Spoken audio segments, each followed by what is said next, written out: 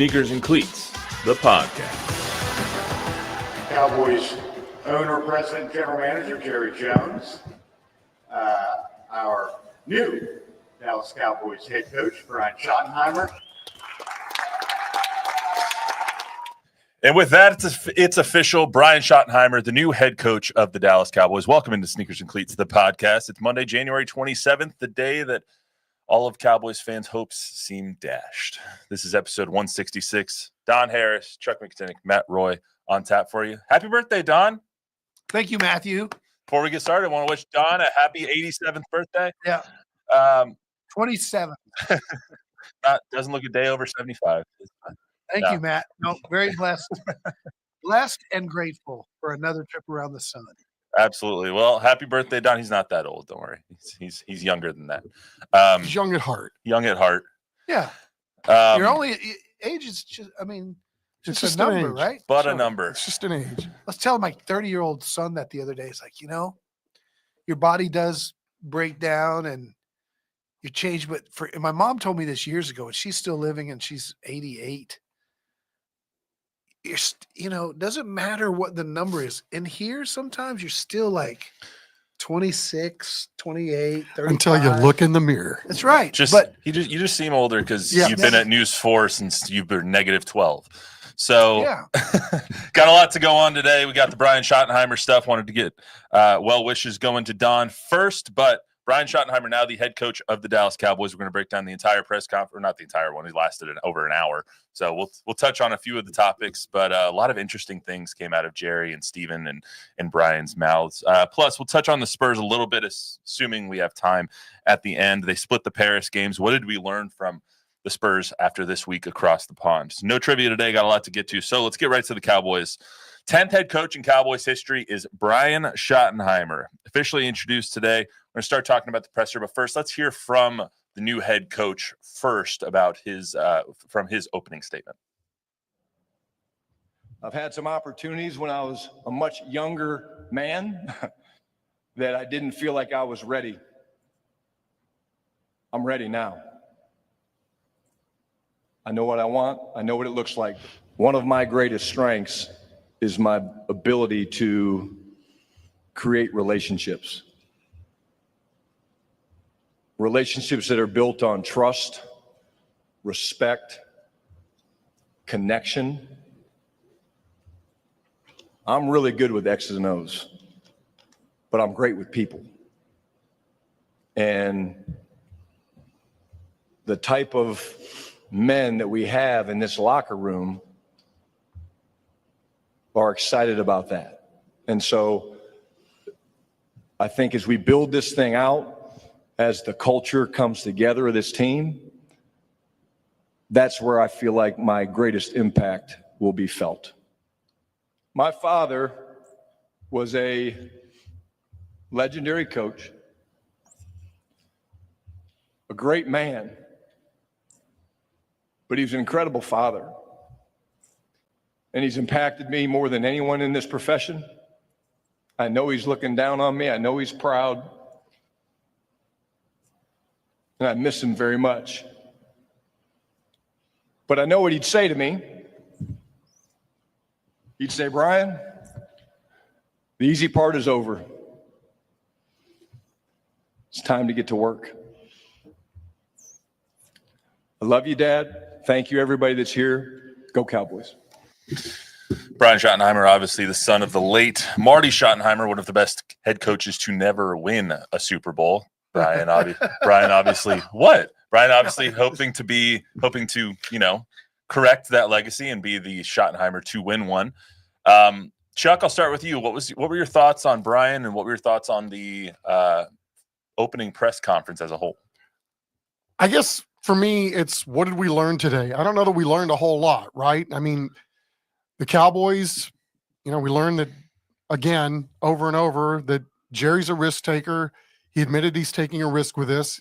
Obviously, we've been taking a risk no matter who he's going to hire as head coach. But, obviously having Brian Schottenheimer in the building for these last 2+ years made an impact on Jerry along the way. Little things, Jerry brought up the fact that, after a tough loss, Brian Schottenheimer was in there, but he'd be the guy that would point out the positives or, really change the mood in the room. I'm sure there's a lot of things that Brian Schottenheimer brings to the table here, and we'll see how it goes. I mean, I don't know, though, that anybody's thoughts about, what this looks like, or was this the right hire? I don't know that any of those questions obviously got answered today. So I don't know, it just seemed like a gigantic filibuster today about risk taking, and we want to change, but we want some continuity with what we've been doing. So I don't know about, I mean, again, I don't know exactly what we learned today. Not a whole lot. Right. You want to change, but you don't want that much change. Don, what about you? Yeah, I think the overriding theme is it's a familiarity hire.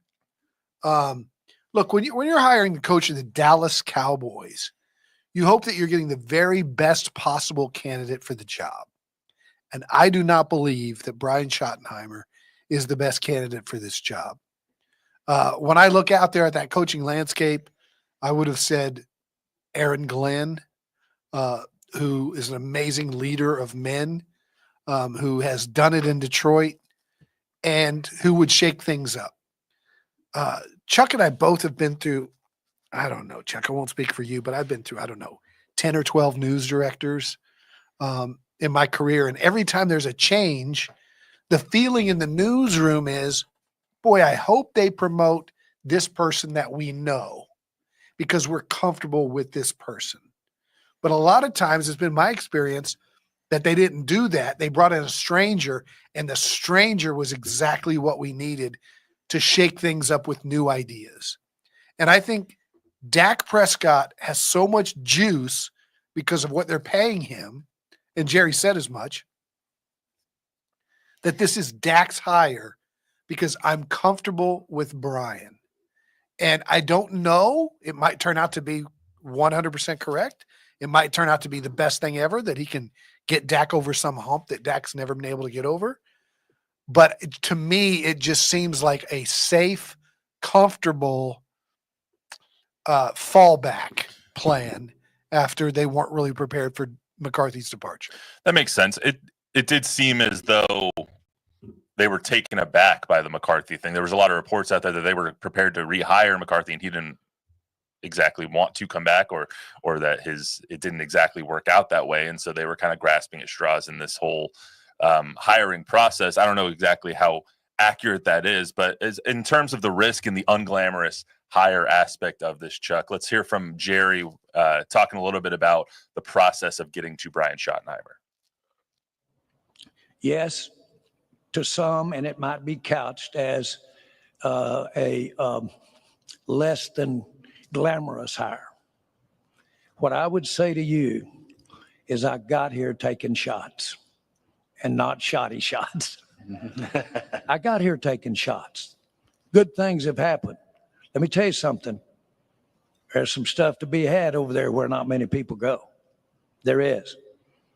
Don't think for 1 minute I won't take a shot. This was risky. This is risky. But by the same token, how often can you take a risk when someone has had over 30 years, get my numbers mixed up, but almost 30 years of being around coaches, of being around players. That's 2/3 of his life. And then the rest of it growing up in a football-oriented, NFL-oriented family, if you will. I think this might make something special. To me, a couple of things were explicitly clear in Jerry's stance today. First, I thought it was hilarious that he allows Brian to go first, which is good, 7 minutes of opening statement. And then the first question, Jerry rambles for 12 minutes. So he had to one-up him there a little bit, trying to defend the hire. And he didn't really even get to the hire until the last minute of it. He used the word risk over and over and over and over in this press conference. And it's very clear that he has heard everything written and read, or heard everything said and read everything that was written about him over the last 72 hours, or even over the last 2 weeks since Mike left. It's very clear that he felt the need to defend himself, the hiring process of Brian Schottenheimer. I just don't know. I don't know if he's going to be able to sell this, because he was very clearly trying to sell, this is something that I know is going to work and that I feel is going to be the right move for us. I have found a hidden gem that no one else has found. Has he, though, is the question. So Go ahead.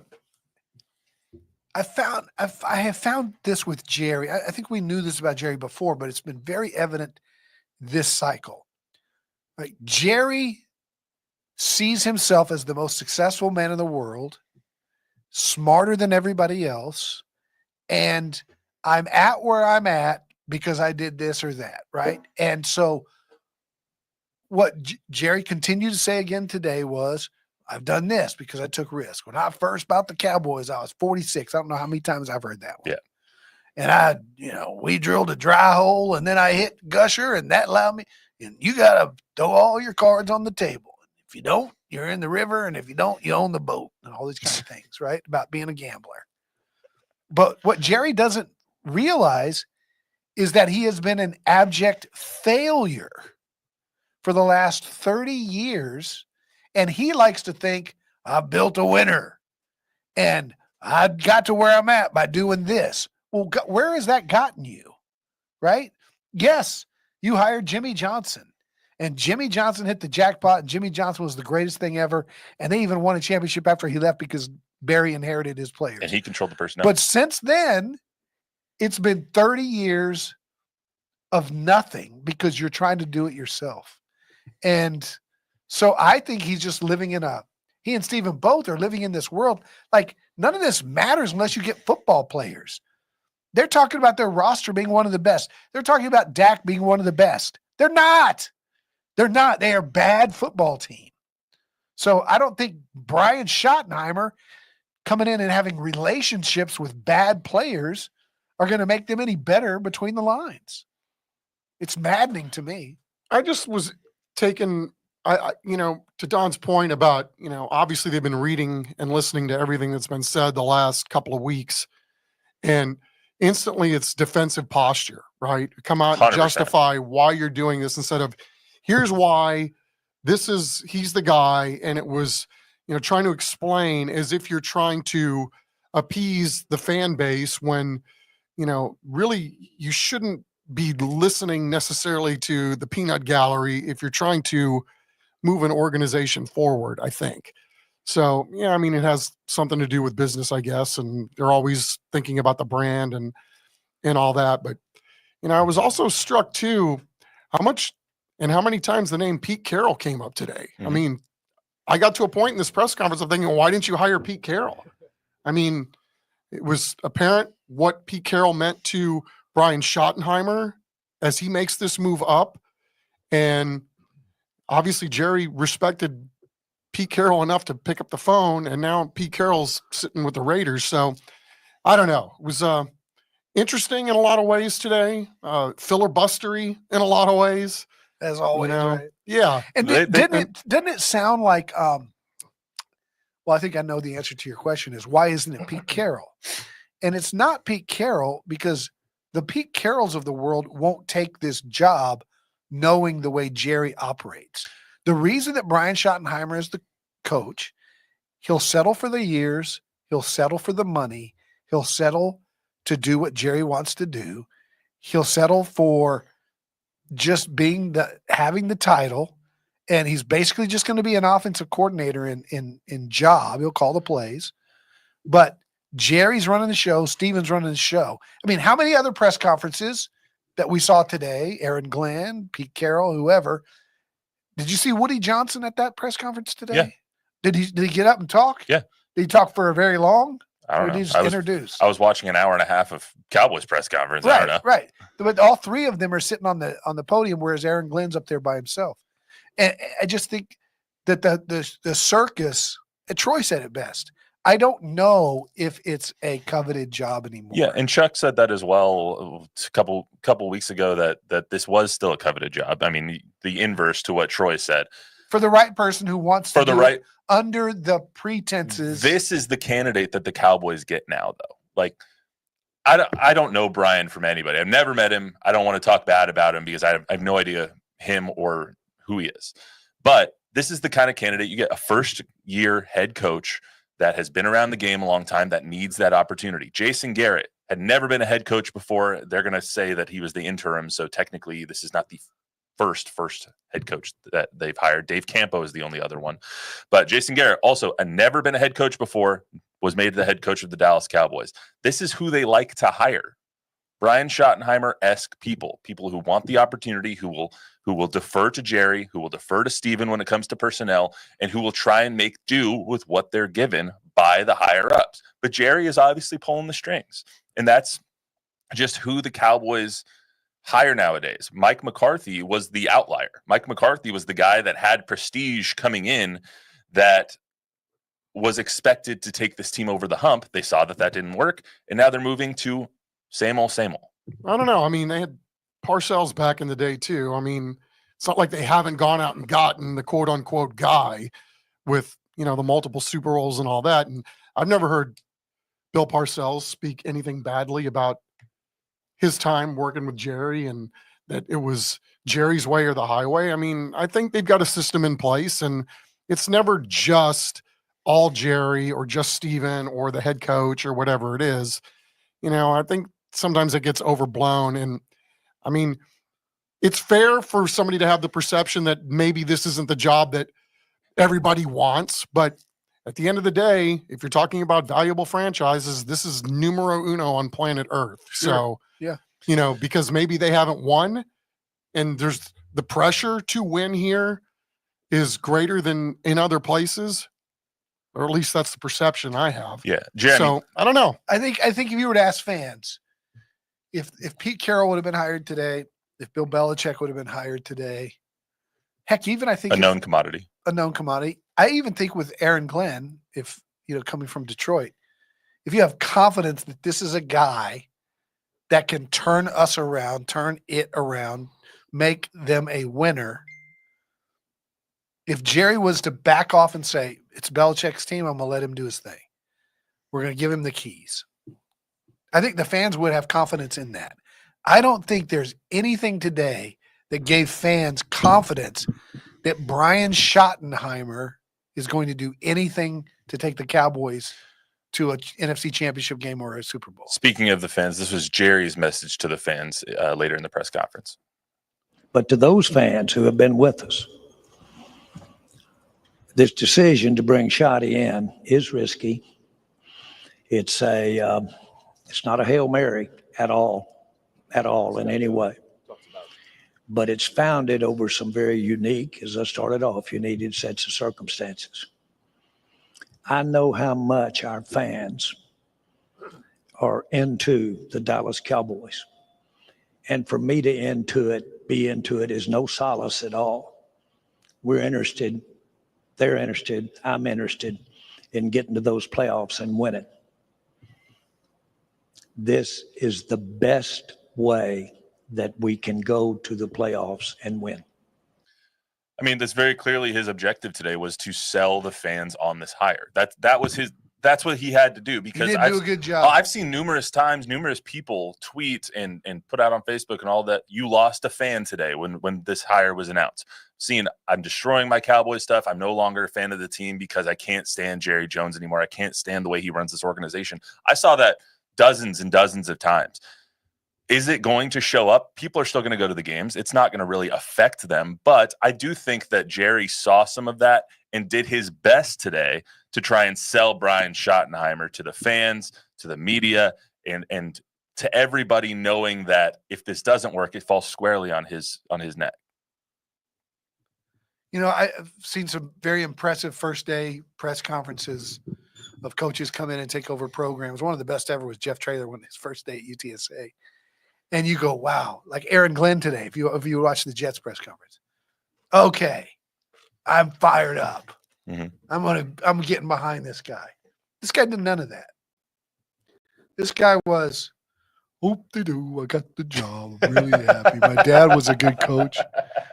And Jerry and Steven liked me because I crack jokes in players' meeting rooms. And I mean, he seems like he knows what he's doing, X's and O's wise. Dak likes him. That's his calling card. That's why he got the job. Dak likes him. I have no confidence that they'll go any better than they've done. And I think this is Jerry appealing to Dak because he's invested so much money in him. Yeah, I mean, looking at the overall on this, they made it abundantly clear that they like some of the things they were doing with McCarthy. This is part of why Schottenheimer gets the job, right? But they also want to do some different things, more motions, more play action, more Cut splits. now just a more of an effort to pound the ball. That's probably what's going to win in the postseason. So, but you got to get the guys to do it. I think they found their guy. Maybe they didn't know that they had, obviously with Rico, but you need to do whatever you can to make the running game better and more efficient. It's going to make your whole team probably better the more you can keep your defense off the field and control the clock. So, again, I don't know that they were going to win this day no matter what, not knowing what the draft looks like, not knowing what they're going to do, if anything, in free agency. And, if they're able to go out and maybe get a player or two in free agency, maybe that is the thing that shakes up the fan base a little bit. Like, hey, look, they're all in, they're all committed. I don't know how you can do that at a press conference coming off the year that they just had and, try to win the day and really change the minds of the sour taste that everybody has in their mouths, even with how this process went. I mean, I think we were spitballing last week, why would you make this hire when there might be some viable candidate in one of the 4 teams that's left standing in the postseason that you at least want to kick the tires on or have a conversation with, that maybe you'll find something in that leads you to, at least explore some other options other than your conventional wisdom, which is we want to make some changes, but we don't want to make, universal changes as we go forward. So I think it was a little odd. The timing, all of it, why wouldn't you want to talk to one of these coordinators or maybe see if Kellen Moore has an interest? If apparently he did.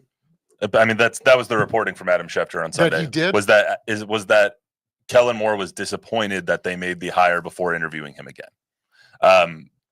I could, and I don't know that Kellen Moore would be the right guy for the job. Neither He's do I. certainly doing a great job in Philadelphia. That's obvious with where they're at. Cliff Kingsbury's available today, so might wanted to touch on him. But see, Cliff doesn't have an offense that works for Dak, right? Or I mean, if you can't make an offense that fits for your players, I think Cliff, I think Cliff would adapt to the personnel. I mean, absolutely. I think he showed that he did that with Jaden Daniels. No, that's not my point. My point is Dak won't adapt. Dak's in his comfort level. Let's get to some viewer comments here, and thank you for everyone who is tuning in and commenting for us. This is a reflection of what you were just saying a second ago about the fans, Matt, from Joseph. Jerry Jones is a joke, and I hope fans will boycott any game from here on out. I will never buy any Cowboys merchandise. I am switching to the Texans. Anyway, they're closer to San Antonio. Switching to the Texans, who don't have an offensive coordinator at the moment. Do you think there'll be any movement from Cowboys to Texans?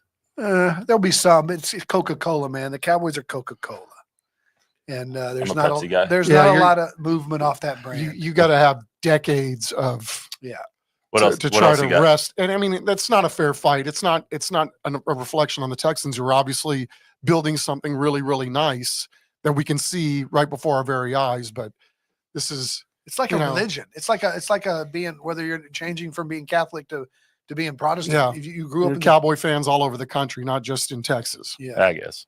And there's some argument in the chat about if they'll have 3 wins or 5 wins next year. I mean, it's too soon to tell because you don't know who's going to be on this roster. Yeah. You have 22 free agents. You don't know who the running back's going to be. You don't know how healthy everyone's going to be. But for me, this hire says this hire is trying to make hay where their $60 million per year quarterback lets them make it. It's trying to make chicken salad out of a chicken bleep contract, which they just gave him. They need that contract to not be Deshaun Watson.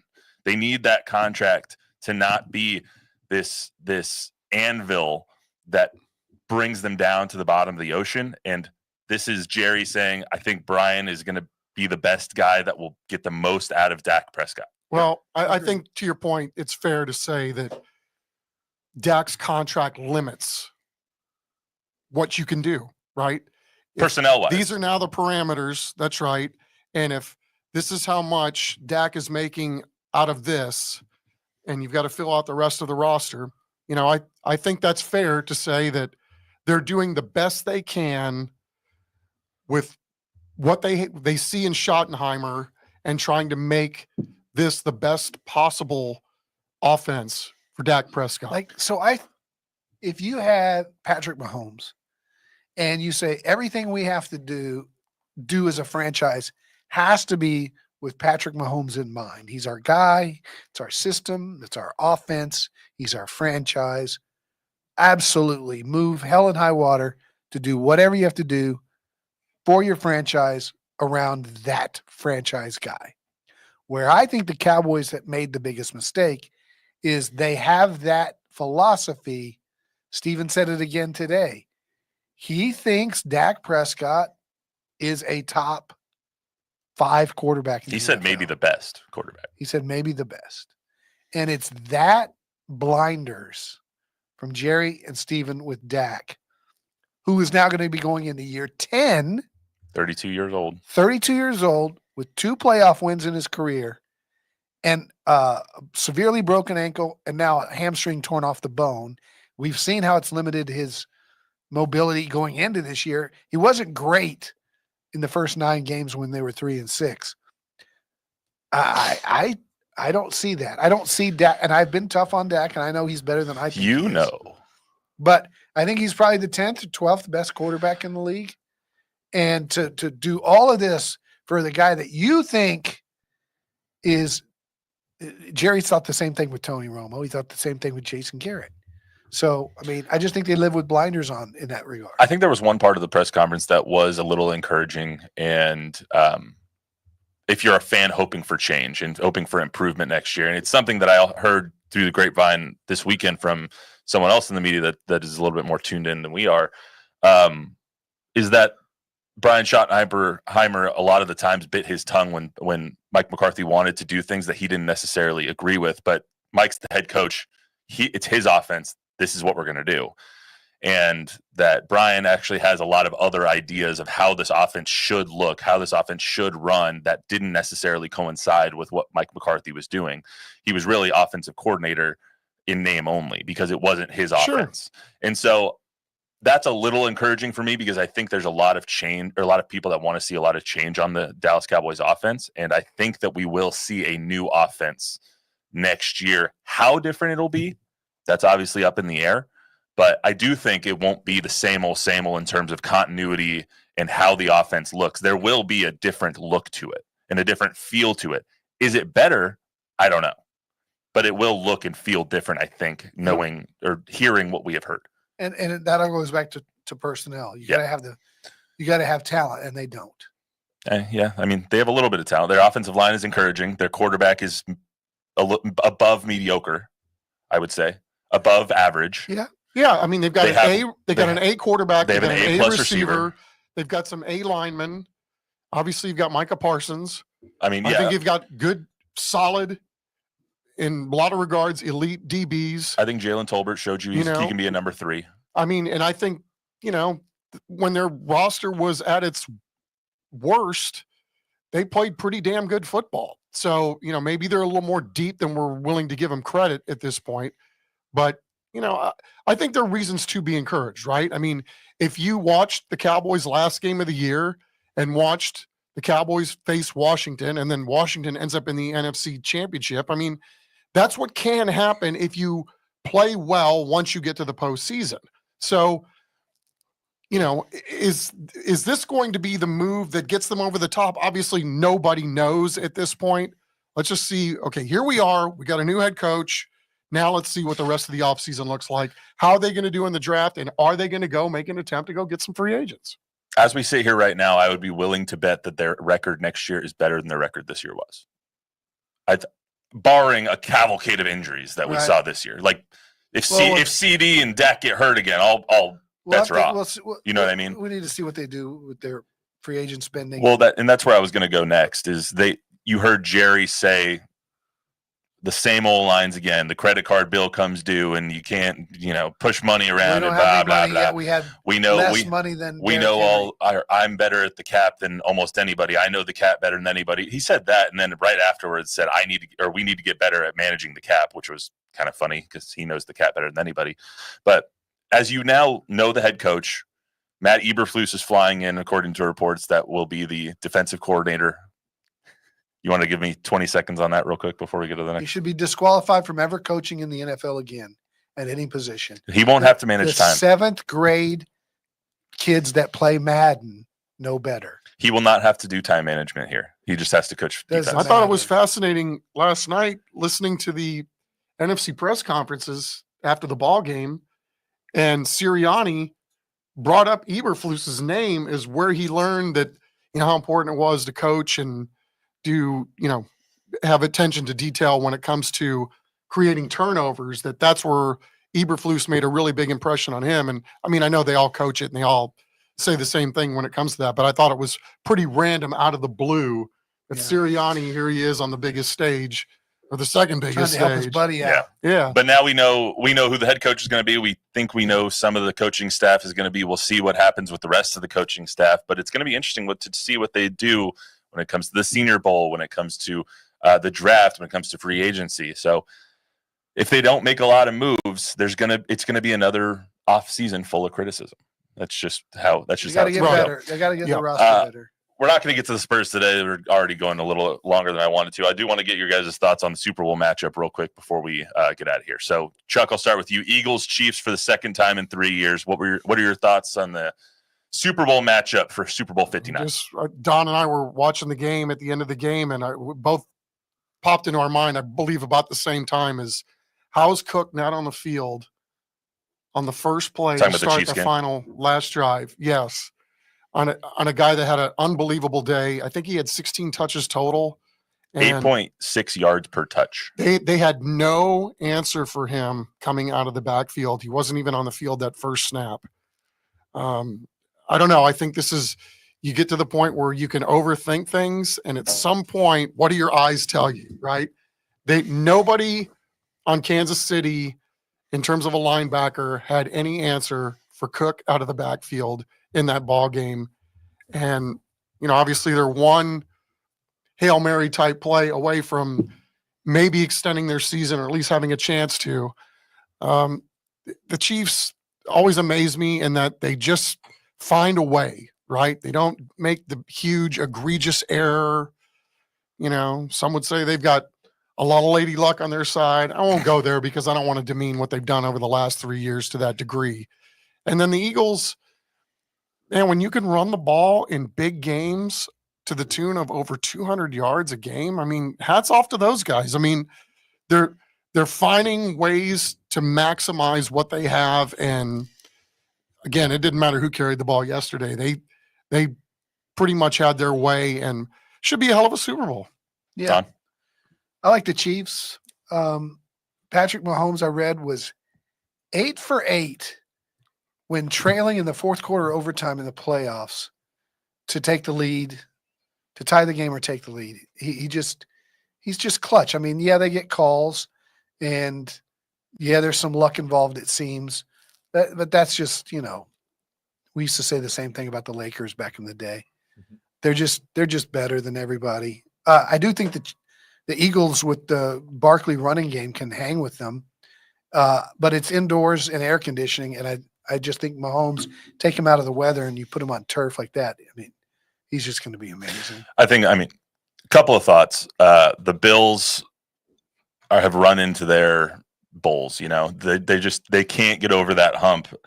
This is one thing I saw on Twitter last night. Dating back to 1972, NFL teams that have scored 4 touchdowns and committed 0 turnovers in a playoff game are 85-6. The Bills' last 2 playoff losses at Arrowhead are 2 of the 6. Like, it's just no matter what you do. Sometimes there's that team that you just can't get through. In terms of the Super Bowl, I think there's going to be plenty of time to preview that. I hate the Chiefs. I'm a Bronco fan. My wife is a Chiefs fan, so it puts me in a weird pickle all the time. But I do think, and I have an appreciation for sports history. And at this point, we're watching the Michael Jordan Bulls of our generation. Absolutely. We're watching the Tiger Woods of our generation right now. There's going to be players, Josh Allen, Joe Burrow, Lamar Jackson, that maybe never win a Super Bowl because they're playing in the same era as Patrick Mahomes in the Kansas City Chiefs. Well said. There's going to be teams, great teams. The Bills of this year were a great team. The Lamar Jackson Ravens are great teams that never reached their zenith because of Patrick Mahomes and the Kansas City Chiefs. Yeah, and it sucks. It's I mean, it's great to see though, because I feel like at a certain point, America is rooting for the Chiefs to lose and to not do it, but you have to sit back and appreciate what you're seeing. Yep. You are seeing history. Andy Reid's greatness. Yep. You're seeing maybe the greatest quarterback of all time, coached by maybe the greatest coach of all time. And how they've assembled their roster. I mean, look how they've ham and egged with just veteran cast-offs or guys that were, quote unquote, on the couch, coming back from injury, and, guys that were making plays for them that were, nicked up or, banged up and or given up for dead. Mm-hmm. And, the fact that DeAndre Hopkins is going to a Super Bowl and, not much of a factor, but yet there he is in case they need him. I mean, it's pretty amazing that they've managed to do this. And I think in a lot of ways, I mean, if the Cowboys were to just look and see how they're doing it with a quarterback that's making a lot of their cap, not as much as Dak, obviously, but it is really something to behold, because especially in this day and age of the salary cap where you're forced to change and just to try to keep up, the fact that here they are again, I mean, another Super Bowl for these guys in a very short period of time. I mean, there's a lot of praise to go around. It's amazing to see. It starts with, obviously the quarterback and Andy Reid, but, how organizationally, in terms of who they bring into the building is really, really a work of art. And Steve Spagnuolo, I mean, think about that. That's what I was going to That corner blitz genius that he brings, that he hadn't seen all year. He disguised it. They knew. I mean, Romo was saying, "I wonder what kind of pressure they're going to bring," because with Spagnuolo, you never know, and we're guessing. And even as they line up, Romo likes to say who's going to come. You couldn't tell, and then the corner comes off, and it puts. Well, they're just better than everybody. And they disguised it so well because the Bills had their protection sliding to the left, so it was going to be wide open regardless. Like that blitz was the perfect pressure at the perfect time for the Bills play call. Yep. Hello? Hello. People are calling Don to wish him a happy birthday. But yeah, we could potentially be seeing the greatest defensive coordinator of all time right now. And I don't think Cook was on the field for that play either. It's insane what we're seeing with the Chiefs, though. Possibly the greatest quarterback of all time, possibly the greatest coach, possibly the greatest DC, possibly the greatest tight end. It's just insane what we're seeing, and hopefully they lose this next Super Bowl. Bob, anything before we go?